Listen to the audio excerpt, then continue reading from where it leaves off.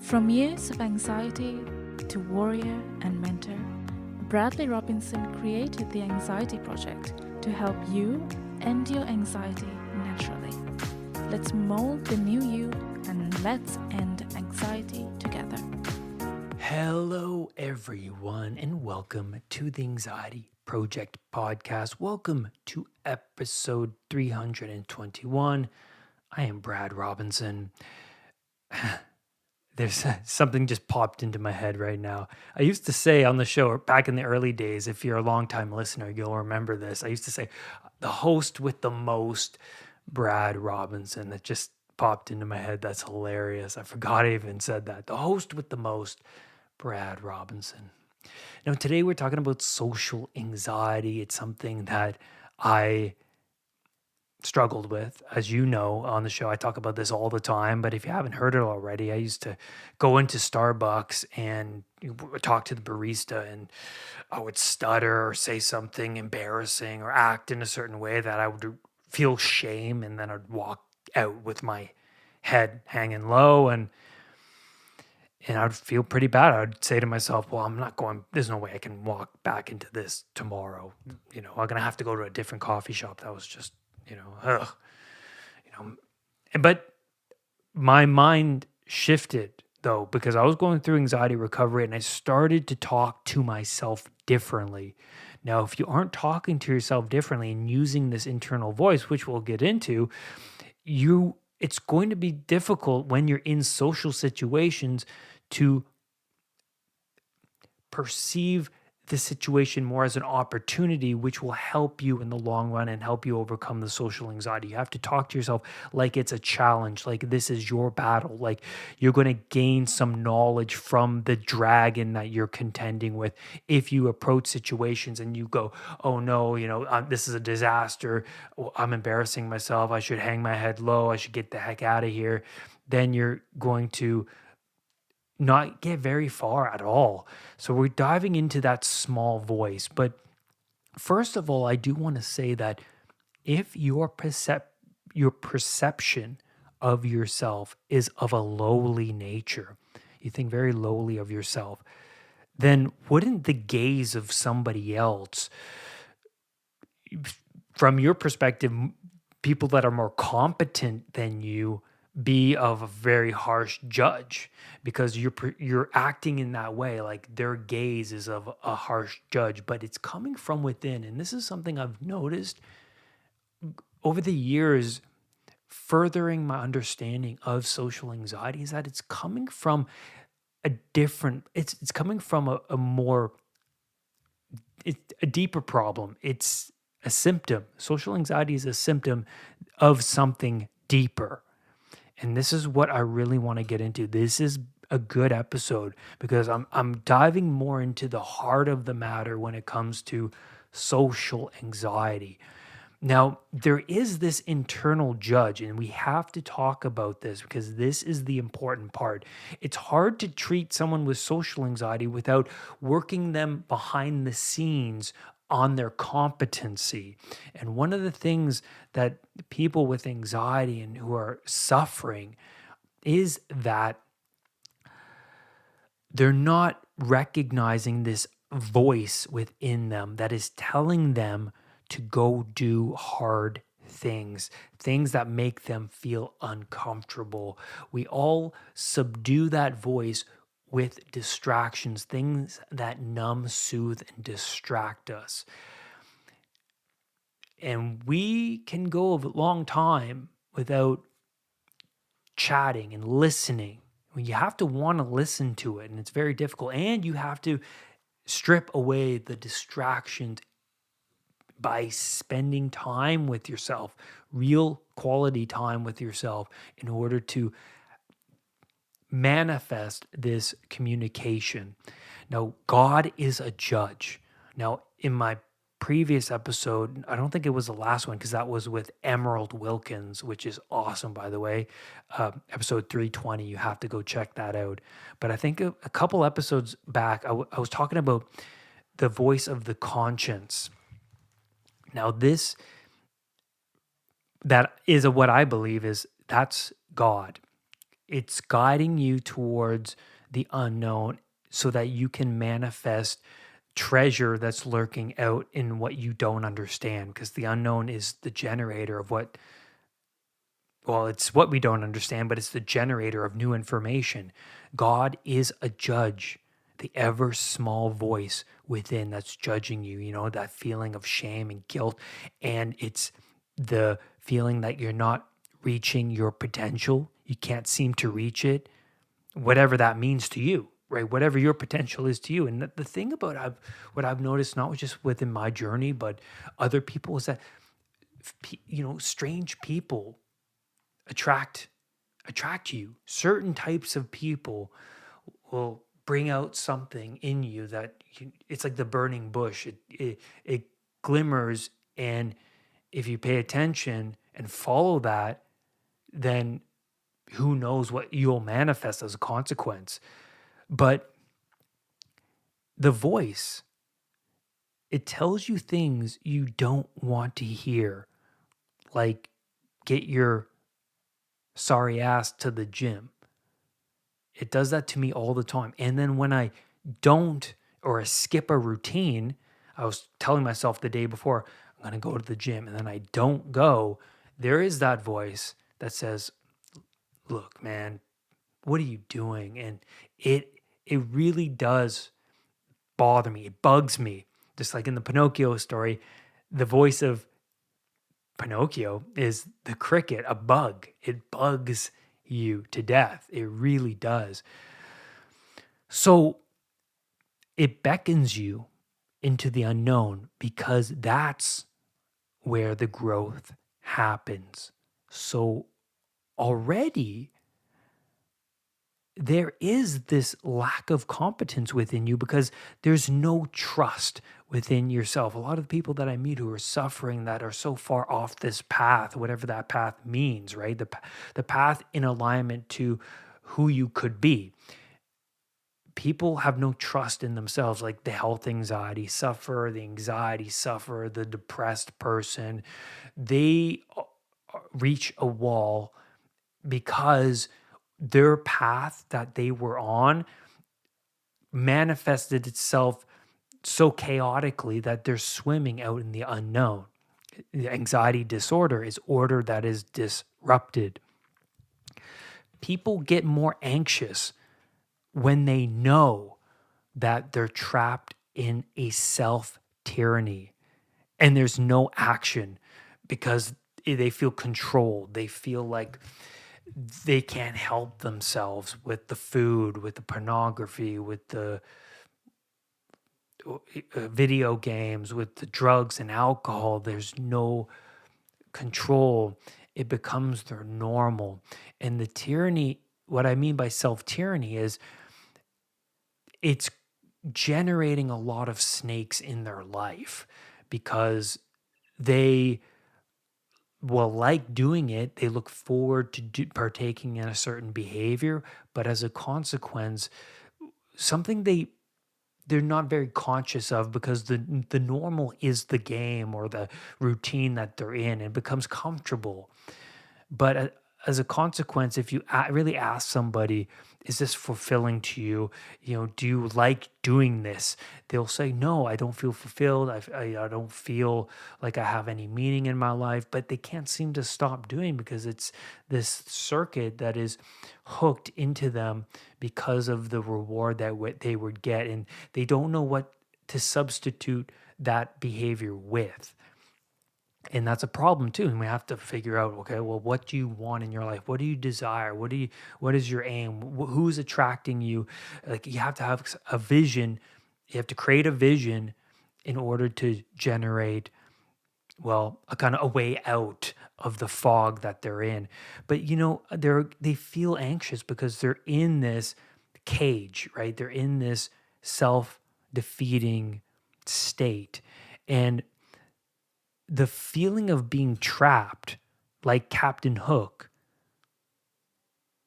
is, I guess, the figure that we should dive into because he feels, well, he's trapped who's because he's terrified of facing time, which is the crocodile that's already taken a piece of him, by the way. So he doesn't want to confront that thing because, hey, look, man, I don't want more of myself being taken from that thing. So he expends all energy. He expends his much of his brain space is attending to this thing that's chasing him.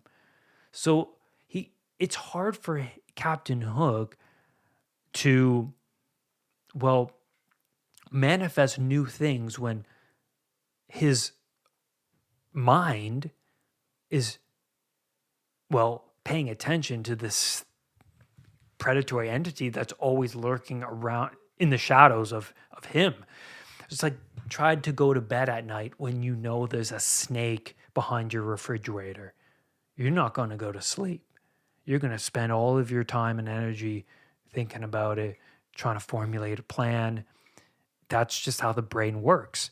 So time, because the crocodile represents time. This is so interesting because time is filing Captain Hook down, making him age rapidly.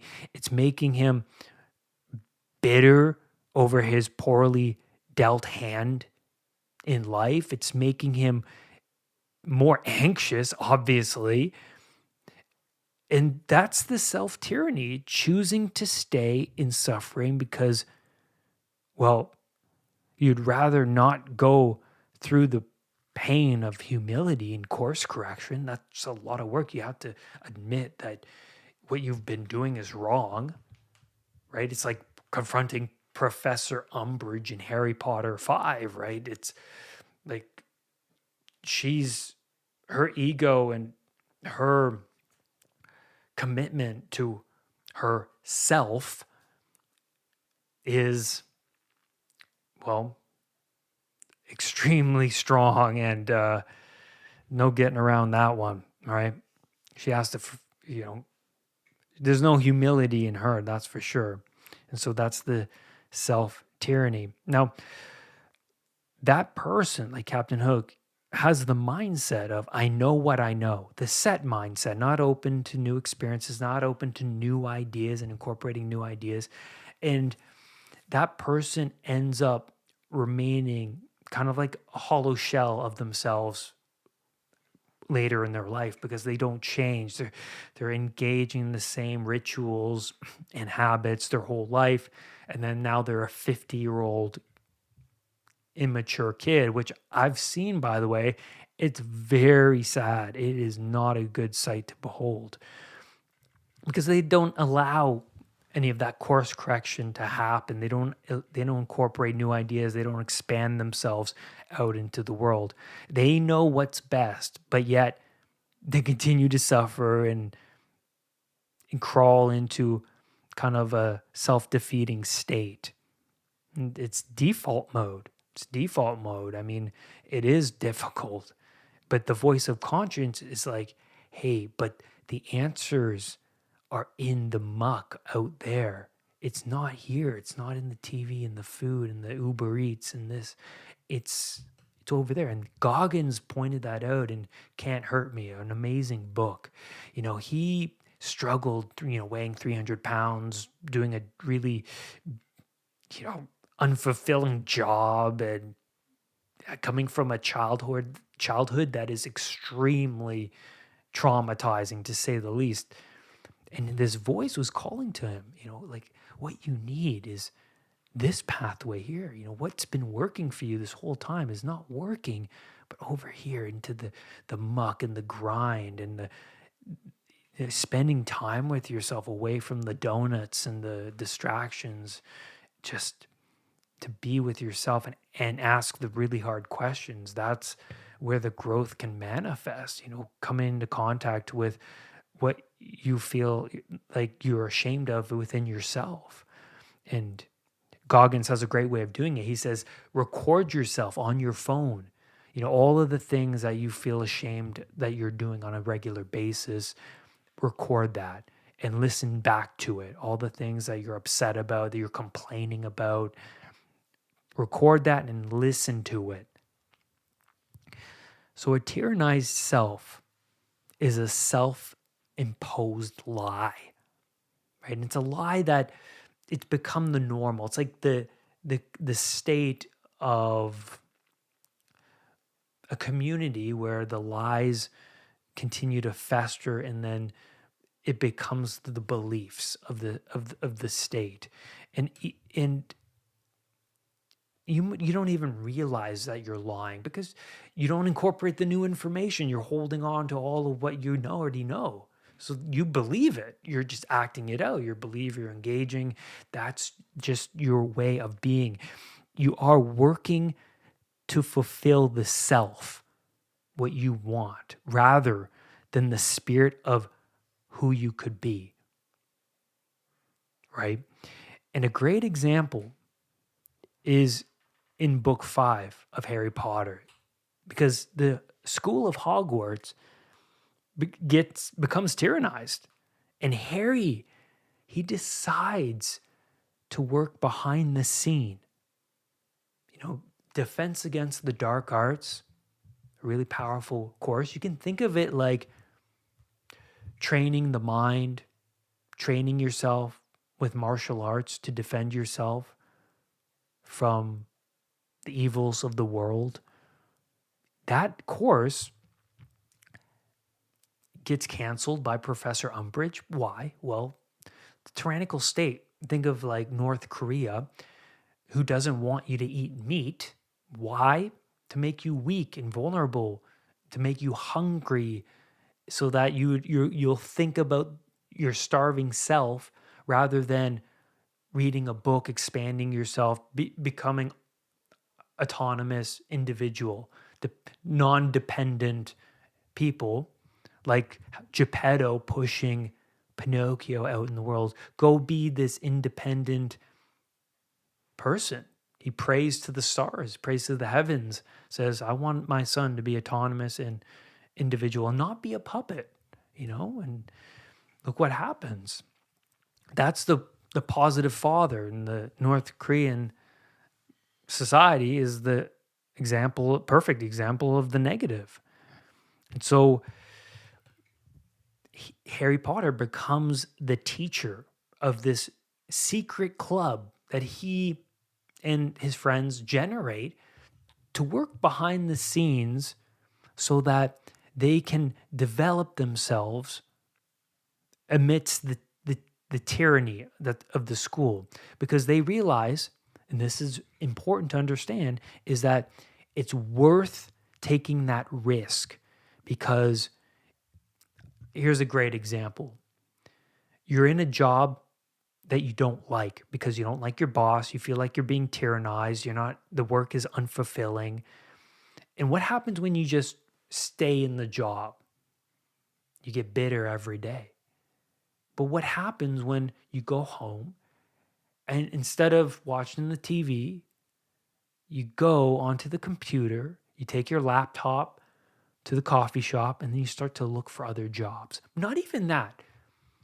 You open up your resume, your old resume, and then you look at it, and then you start to edit some things. You start to edit this sentence and then that sentence. You start to format it differently. And you work on that, say, 20 minutes a day. And then you work yourself up to half an hour, whatever. Whatever's your tolerance that you can manage, whatever you can manage on a day-to-day basis. But what you'll find is that you won't feel so vulnerable at your job, because you're working behind the scenes to build up this competency. Like you're taking control of the matter.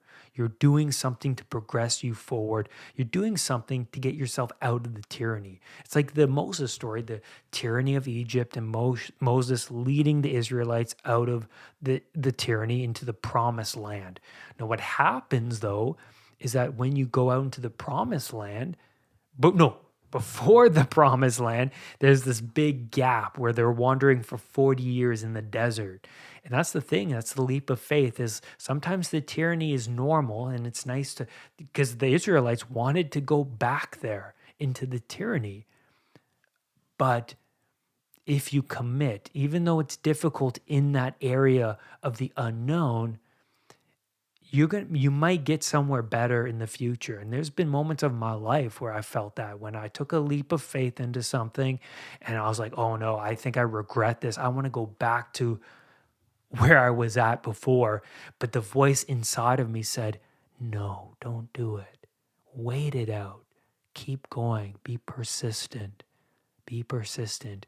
And then what I found was, even though it was hell, the unknown was hell, the desert was hell, what came as a consequence was a hardened mind and more opportunity on the other side, because I gained new information, but I also developed.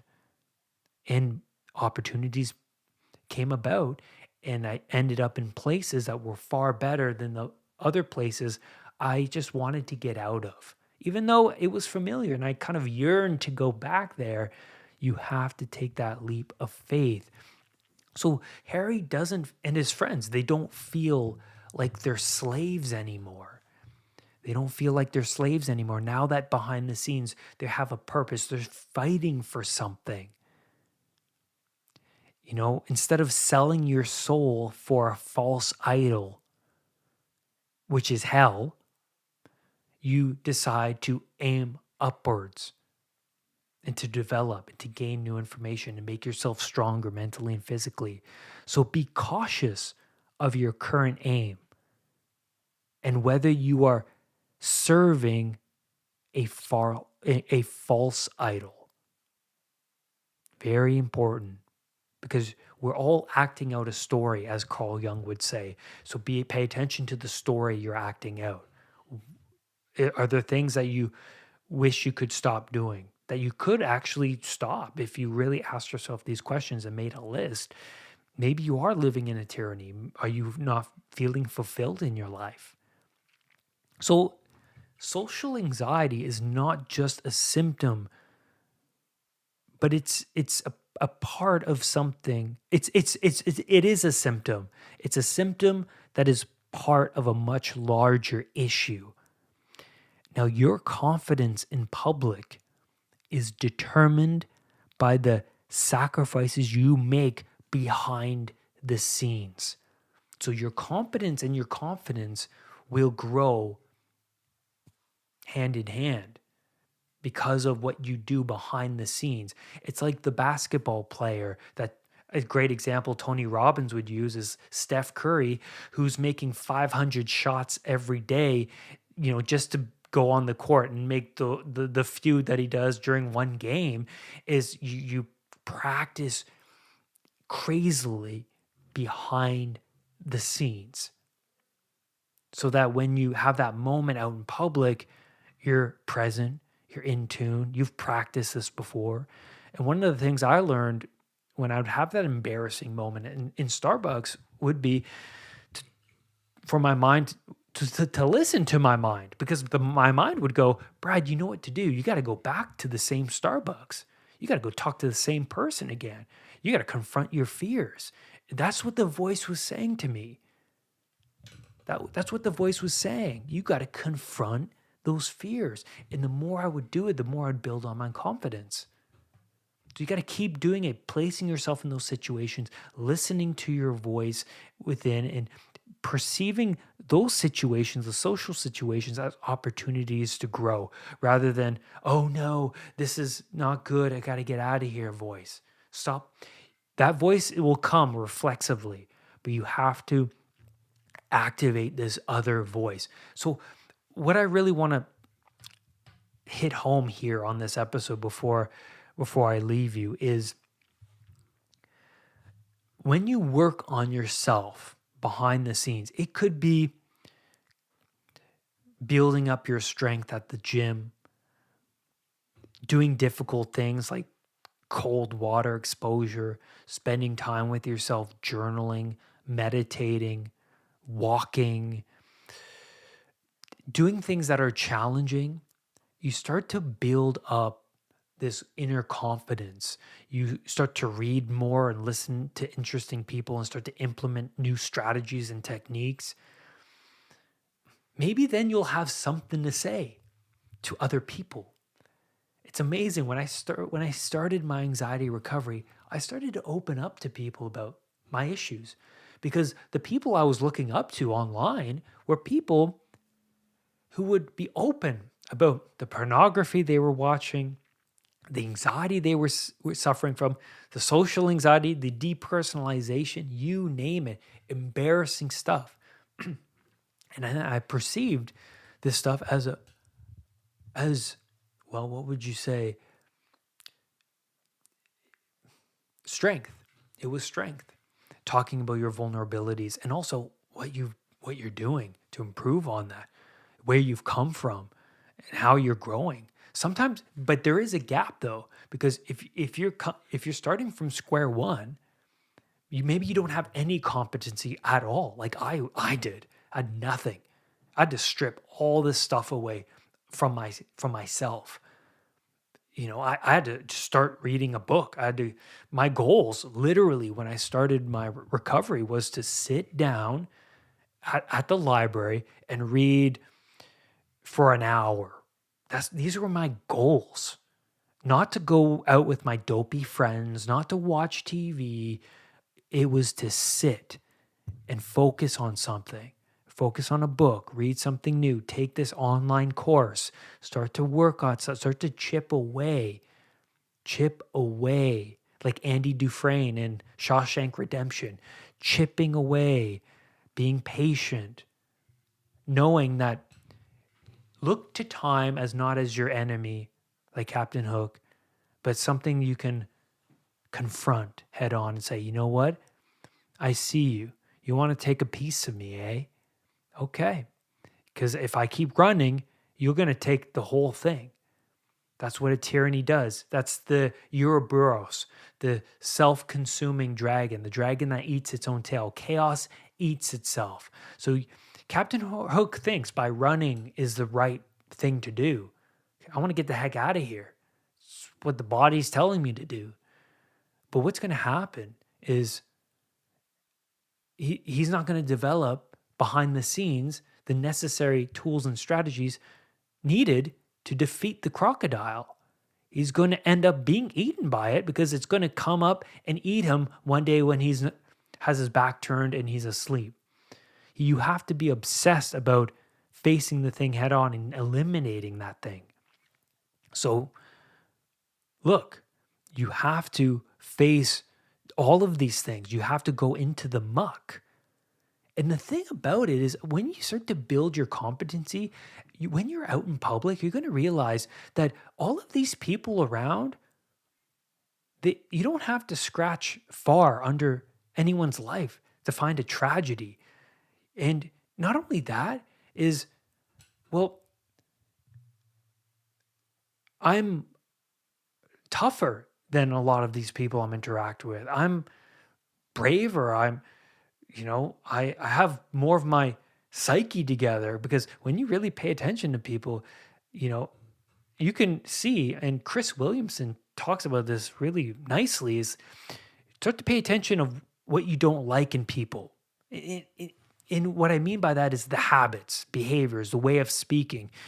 Pay attention. Yeah, that guy complains all the time. That guy, eats too much. He's overweight. He smokes too much.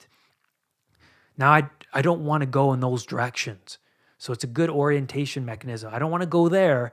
Who are the people that have great confidence, who speaks confidently and who has great social energy and who's lively and who's strong and looks good, and look to those people. It's going to rub off on you. You have to have a vision of where you want to go. And I think that's a great place to stop. Social anxiety is no joke, but like I said before, it's a symptom to a larger issue. If you work on yourself in the various areas that you can work on, you're going to increase your confidence when you are around other people in public. You're not going to feel so timid and fearful. You're going to harness more of the aggressive side of your psyche, and that will go a long way. You're not going to be like the wide-eyed Simba in The Lion King. You're going to have more of the hardened look of the adult, fierce Simba who's harnessed all the aspects that they feel were too intimidating and fearful to confront. You have to go into the muck, like I said, to gather the new information and to build the confidence and the inner trust. Rise above anxiety. I'll see you next time. My anxiety recovery program is available over at unpluganxiety.com. Included is the releasing trauma exercise. This is where you can walk through and release past trauma using an NLP-based audio recording by myself. That's at unpluganxiety.com. Go there to learn more.